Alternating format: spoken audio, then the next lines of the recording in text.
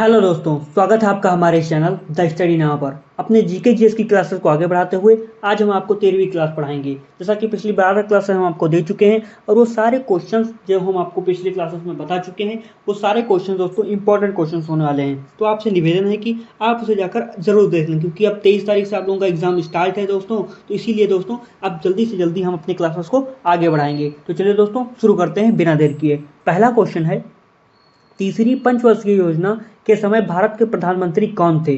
पूछा गया जब तीसरी पंचवर्षीय योजना लागू हुई तब भारत के प्रधानमंत्री कौन थे? राजीव गांधी, इंदिरा गांधी, जवाहरलाल नेहरू, मोरारजी देसाई। तो दोस्तों उस समय जो थे वो थे जवाहरलाल नेहरू जी। आपको पता ही होगा कि जवाहरलाल नेहरू आज़ादी के बाद 1964 तक शायद देश के प्रधानमंत्री थे। तो इसीलिए जवाहरलाल नेहरू तीसरी पंचवर्षीय योजना जो है जवाहरलाल नेहरू के कार्यकाल में लागू हुई थी। तो option number C is the right answer.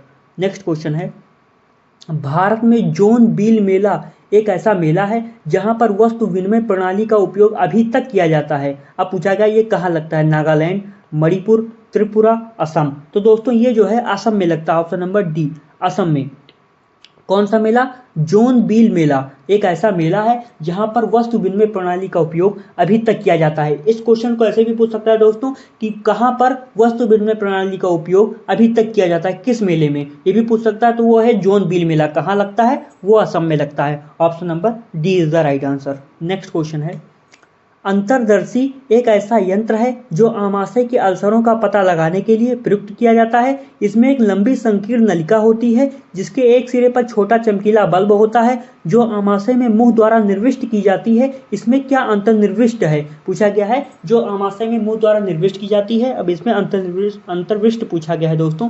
पूछा गया क्या है? छोटा धारा वहन तार, संकीर्ण नलिका में पानी भरा होता है, प्रकाशिक फाइबर यानी कि रेशा, संकीर्ण नलिका में कुछ रासायनिक घोल होते हैं। तो दोस्तों इसमें जो होता है, जो अंतर्विष्ट होता है वो होता है प्रकाशिक फाइबर, यानी कि जिसे हम लोग रेशा भी कहते हैं। प्रकाशिक फाइबर इसका वैसे नाम है और उसको वैसे रेशा कहते हैं। Option number C is the right answer. ये जो है अंतर्विष्ट होता है। Option number C is the right answer. Next question है, इनमें से किस भारत के मार्टिन लूथर के रूप में जाना जाता है? इनमें से किसे भारत के मार्टिन लूथर के रूप में जाना जाता है? बाल गंगाधर तिलक, दयानंद सरस्वती, पंडित लेखराज, स्वामी विवेकानंद। तो आपको बता दें दोस्तों, स्वामी दयानंद सरस्वती जी को जो है वो क्या कहा जाता है? भारत के मार्टिन लूथर के रूप में जाना जाता है। Option number B is the right answer. Next question है, निम्नलिखित में से किस वर्ष में भारतीय संग्रहालय अधिनियम पारित किया गया था? 1915, 1909, 1910, 1921। क्या कौन सा अधिनियम? भारतीय संग्रहालय अधिनियम। तो ये जो पारित हुआ दोस्तों ये हुआ था ऑप्शन नंबर सी 1910 में, 1910 में जो है ये भारतीय संग्रहालय अधिनियम पारित किया गया था। तो option number C is the right answer. Next question है, बच्चों के लिए डिजिटल हेल्थ कार्ड बनाने वाला पहला राज्य बना है। दोस्तों पहले करंट अफेयर्स की क्लासेस अलग चलती थी, लेकिन अब हमारी करंट अफेयर्स की क्लासेस को भी हम इसी में आगे बढ़ाते चलेंगे। तो इसमें पूछा गया है, ये करंट अफेयर्स के क्वेश्चंस के में आता है, बच्चों के लिए डिजिटल हेल्थ कार्ड बनाने वाला पहला राज्य बना है। कर्नाटक, ओडिशा, केरल, उत्तर प्रदेश। तो ये जो है दोस्तों बच्चों के लिए डिजिटल हेल्थ कार्ड बनाने वाला जो पहला राज्य बना है वो बना है Uttar Pradesh. Option number D is the right answer. Next question है, 27 अगस्त 1947 को संविधान सभा की बहस में किसने कहा कि मेरा मानना है कि अलग निर्वाचन क्षेत्र अल्पसंख्यकों के लिए आत्मघाती होंगे? Sardar Vallabh Bhai Patel, P Bankar Bahadur, R V Dhulekar, Govind Ballabh Pant. क्या कहा गया था? 27 अगस्त 1947 को जब संविधान सभा की बहस हुई थी तो उसमें जो है किसने कहा था? ये जो कहा था दोस्तों ये कहा था गोविंद वल्लभ पंत जी ने। Option number D. क्या कहा था? इन्होंने कहा था कि मेरा मानना है कि अलग निर्वाचन क्षेत्र अल्पसंख्यकों के लिए आत्मघाती होंगे। Option number D is the right answer. Next question है, भोटिया भारत के किस राज्य में से संबंधित अनुसूचित जनजातियों में से एक है? भोटिया पूछा गया। उत्तराखंड, राजस्थान, महाराष्ट्र, मध्य प्रदेश। भोटिया, तो दोस्तों भोटिया जो जनजाति है अनुसूचित जनजातियों की में आती है ये। तो ये जो जहाँ पाई जाती है वो उत्तराखंड में। ऑप्शन नंबर ए, उत्तराखंड में पाई जाती है। Option number A is the right answer. Next question है, दो धातुओं का सोल्डरन किसके गुण के कारण संभव है? परासरण, सांद्रता, पृष्ठीय तनाव, असंजन। तो दो धातुओं का जो सोल्डरन होता है दोस्तों वो जो असंजन के कारण संभव है। Option number D is the right answer. Next question है, वन स्टॉप केंद्र योजना का शुभारंभ कब हुआ था? 1 अप्रैल 2017, 1 अप्रैल 2018, 1 अप्रैल 2016, 1 अप्रैल 2015। तो दोस्तों वन स्टॉप केंद्र योजना का शुभारंभ जो हुआ था वो हुआ था 1 April 15। Option number C D is the right answer. Next question है, यूनेस्को का पूर्ण रूप क्या है? United Nations economic settlement committee, United Nations economic social and communal organisation, United Nations educational scientific and cultural organisation, United Nation as employment scheme counselling organisation. तो दोस्तों UNESCO का जो पूरा नाम है, जो पूर्ण रूप है यूनेस्को का, वो होगा option number C, United Nations educational scientific and cultural organisation. ये जो है यूनेस्को का पूरा नाम है। Option number C is the right answer. Next question है, वाणिज्यिक मंत्रालय के सर्वेक्षण के अनुसार कौन सा देश हाल ही में भारत का तीसरा सबसे बड़ा निर्यातक बन गया है? चीन, नीदरलैंड, भूटान, केन्या। भारत का तीसरा सबसे बड़ा निर्यातक बन गया, मतलब भारत में जो आता है, भारत का तीसरा सबसे निर्यातक कौन सा बन गया है? तो वो बना है दोस्तों option number Netherlands. Option number C is the right, B is the right answer. Option number B, Netherlands क्या बन गया है दोस्तों? भारत का तीसरा सबसे बड़ा निर्यातक बन गया है। नेक्स्ट क्वेश्चन है, भारतीय भूवैज्ञानिक सर्वेक्षण का मुख्यालय कहाँ स्थित है? मुंबई, कोलकाता, भोपाल, अहमदाबाद। तो दोस्तों भारतीय भूवैज्ञानिक सर्वेक्षण का जो मुख्यालय है वो कोलकाता में स्थित है। कोलकाता यानी कि पश्चिम बंगाल में स्थित है। Option number B is the right answer. Next question है, हाल ही में खबरों में रहा सत्यमंगलम टाइगर रिजर्व कहाँ स्थित है? आंध्र प्रदेश, केरल, तमिलनाडु, कर्नाटक। तो दोस्तों सत्यमंगलम टाइगर रिजर्व जो है वो दोस्तों तमिलनाडु में स्थित है। Option number C is the right answer, Tamil Nadu में स्थित है। नेक्स्ट क्वेश्चन है, भारतीय संविधान का निम्नलिखित में से कौन सा अनुच्छेद जबरन श्रम को प्रतिबंधित करता है और शोषण को रोकता है?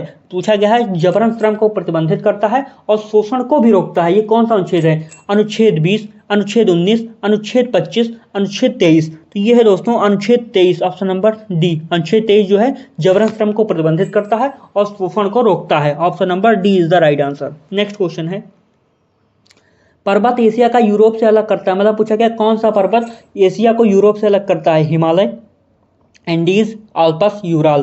तो दोस्तों ये अलग करता है यूराल पर्वत। ऑप्शन नंबर डी, यूराल पर्वत जो है एशिया को यूरोप से अलग करता है। Option number D is the right answer. Next question है, निम्नलिखित में से किन तरीकों द्वारा ऊष्मा स्थानांतरण के लिए किसी माध्यम की आवश्यकता नहीं होती है? चालन, संवहन, विकिरण और चालन दोनों। क्या पूछा गया दोस्तों? निम्नलिखित में से किन तरीकों द्वारा ऊष्मा स्थानांतरण के लिए किसी माध्यम की आवश्यकता नहीं होती है, मतलब कहा पूछा जा रहा है कि ऐसा कौन सा तरीका अपनाएं जिसमें जो है किसी माध्यम की आवश्यकता ना हो? तो वो होगा दोस्तों विकिरण। विकिरण के माध्यम से विकिरण द्वारा, ऑप्शन नंबर सी, विकिरण द्वारा जो है ऊष्मा स्थानांतरण के लिए किसी माध्यम की आवश्यकता नहीं होती है। तो option number C is the right answer. Next question है, शहर के व्यावसायिक उत्पादन के लिए मधुमक्खी के वैज्ञानिक प्रबंधन के रूप में जाना जाता है। शहर के व्यावसायिक उत्पादन के लिए मधुमक्खी के वैज्ञानिक प्रबंधन के रूप में जाना जाता है। Sericulture, larva culture, मोरीकल्चर, apiculture. तो ये जो जाना जाता है दोस्तों, पूछा गया है किससे? तो ये जाना जाता है एपीकल्चर को। Option number D is the right answer. Next question है, मासिक धर्म का अवकाश नीति शुरू करने वाला भारत का पहला हाईकोर्ट कौन सा है? मासिक धर्म अवकाश नीति शुरू करने वाला भारत का पहला हाईकोर्ट कौन सा है? Sikkim high court, Bombay high court, Allahabad high court की जो है केरल हाईकोर्ट। तो ये जो है दोस्तों ये बना है सिक्किम उच्च न्यायालय, यानी कि Sikkim high court. Option number A is the right answer. क्या बना है? मासिक धर्म अवकाश नीति शुरू करने वाला भारत का पहला हाईकोर्ट बना है। नेक्स्ट क्वेश्चन है, उत्तर प्रदेश के निम्नलिखित जनपदों में से कौन सा क्षेत्रफल की दृष्टि से सबसे छोटा है? वाराणसी, जौनपुर, प्रयागराज, गाजीपुर। अब दोस्तों इसमें पूछा गया इन चारों में से कौन सा जो है छोटा है। वैसे अगर माना जाए तो क्षेत्रफल की दृष्टि से सबसे छोटा जो जिला है उत्तर प्रदेश का वो है हापुड़। इसमें कोई ऑप्शन नहीं होगा, हापुड़ होगा। ऑप्शन नंबर, सॉरी दोस्तों गलती हो गई, ऑप्शन नंबर अपने आप ही बोल दिया जाता है क्योंकि ऑप्शन में ज़्यादातर रहता है तो अपने आप ही मुंह से निकल जाता है हापुड़। उसको वैसे बता रहा हूँ, ये ऑप्शन में नहीं है। हापुड़ जो है क्षेत्रफल की दृष्टि से सबसे छोटा है और सबसे बड़ा जो है क्षेत्रफल की दृष्टि से वो है लखीमपुर खीरी जिला। लेकिन अब इसमें पूछा गया है कि इनमें से जो है सबसे छोटा क्षेत्रफल की दृष्टि से कौन सा है? वाराणसी, जौनपुर, प्रयागराज, गाजीपुर में सबसे छोटा कौन है? तो इन चारों में जो सबसे छोटा है वो है वाराणसी, यानी कि जौनपुर, प्रयागराज, गाजीपुर ये सब जो है क्षेत्रफल की दृष्टि से वाराणसी से बड़ा है। तो option number A is the right answer. Next question है, हिंदी दिवस प्रतिवर्ष कब मनाया जाता है? 14 मार्च, 6 अप्रैल, 14 सितंबर, 2 अक्टूबर। तो हिंदी दिवस दोस्तों 14 सितंबर को मनाया जाता है, आप सब लोग जानते हैं। 14 सितंबर को हिंदी दिवस, 5 सितंबर को शिक्षक दिवस, 14 नवंबर को जो है बाल दिवस, ये सब जो है मनाया जाता है, ये सब लोग जानते होंगे दोस्तों। नेक्स्ट क्वेश्चन है, निम्नलिखित में से कौन एक सही सुमेलित नहीं है। अब इसमें देखिए पूछा गया कौन एक सही सुमेलित नहीं है। यहाँ पर मेले दिए गए हैं दोस्तों, यहाँ पर जो है मेले दिए गए हैं और यह पूछा गया है कि कौन सा मेला कहाँ लगता है। पूछा गया कौन सा मेला कहाँ लगता है, ये मेला है, ये शहर का नाम है। बटेश्वर मेला आगरा, देवा शरीफ जौनपुर, संकीसा फर्रुखाबाद, बिठूर कानपुर। तो दोस्तों इसमें जो है बटेश्वर मेला आगरा में लगता है, ये सही है। संकीसा फर्रुखाबाद ये भी सही है। बिठूर मेला कानपुर में लगता है, ये भी सही है। लेकिन जो देवा शरीफ है मेला है दोस्तों, ये जौनपुर में नहीं लगता है। देवा शरीफ मेला जो लगता है दोस्तों, ये बाराबंकी में लगता है। Option number B is the right answer, क्योंकि देवा शरीफ मेला जौनपुर में नहीं बाराबंकी में लगता है। नेक्स्ट क्वेश्चन है, हाल ही में ट्रांसपेरेंसी इंटरनेशनल के भ्रष्टाचार धारणा सूचकांक 2023 में भारत किस स्थान पर है? 75वें, 84वें, 93वें, 102वें। तो ये जो है दोस्तों हाल ही में जो ट्रांसपेरेंसी इंटरनेशनल के भ्रष्टाचार धारणा सूचकांक की जो लिस्ट आई है उसमें जो है भारत जो है 93 यानी कि 93वें नंबर पर है। Option number C is the right answer. Next question है, महालवाड़ी प्रणाली कहाँ लागू की गई? बिहार, उत्तर प्रदेश, महाराष्ट्र, मद्रास। महालवाड़ी प्रणाली जो है कहाँ लागू की गई? तो ये जो लागू की गई दोस्तों, ये उत्तर प्रदेश में लागू की गई। Option number B is the right answer. Next और आखिरी क्वेश्चन है दोस्तों, मशहूर बॉलीवुड अदाकारा हेमा मालिनी एक प्रशिक्षित क्या हैं? नर्तकी हैं। तो कौन सी नर्तकी हैं? कथक, भरतनाट्यम, ओडिशा, कुचिपुड़ी। तो आपको बता दें दोस्तों, जो हेमा मालिनी जी हैं वो जो हैं हेमा मालिनी जो है जो उसमें आने से पहले बहुत सारे डांस किया करती थी, मतलब ये एक प्रशिक्षित नर्तकी भी हैं। तो पूछा गया कौन सी नर्तकी हैं? तो ये जो दोस्तों भरतनाट्यम करती थी। Option number B is the right answer, Bharatanatyam. तो दोस्तों ये थे हमारे 25 एमसीक्यू क्वेश्चन। तो इसमें जो है जो सही होगा वो होगा ऑप्शन नंबर बी। तो ये थे हमारे 25 एमसीक्यू क्वेश्चन दोस्तों, और इसमें जो सारे क्वेश्चन इंपॉर्टेंट क्वेश्चन होने वाले हैं, ये सारे क्वेश्चन आप लोग जरूर तैयार कर लीजिए।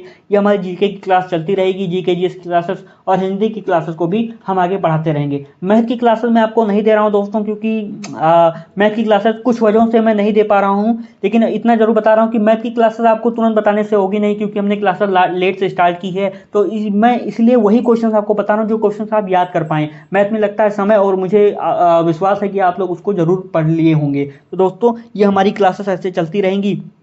आशा करता हूँ आपको ये जो हमारा प्रयास है वो पसंद आता होगा। ताकि अगर इतना ही तैयार कर लीजिए हमारे चैनल से तो बहुत है। तो आगे ही हमारे जैसे अभी ये एग्ज़ाम खत्म हो जाएगी, 31 अगस्त तक हमारी क्लासेस चलेंगी। उसके बाद पेट की एग्ज़ाम भी आने वाला है दोस्तों, उसकी क्लासेस भी हम शुरू करेंगे दोस्तों। तो आशा करता हूँ आपको वीडियो पसंद आती होगी, और वीडियो के अंत तक बने रहने के लिए आपका बहुत बहुत धन्यवाद दोस्तों।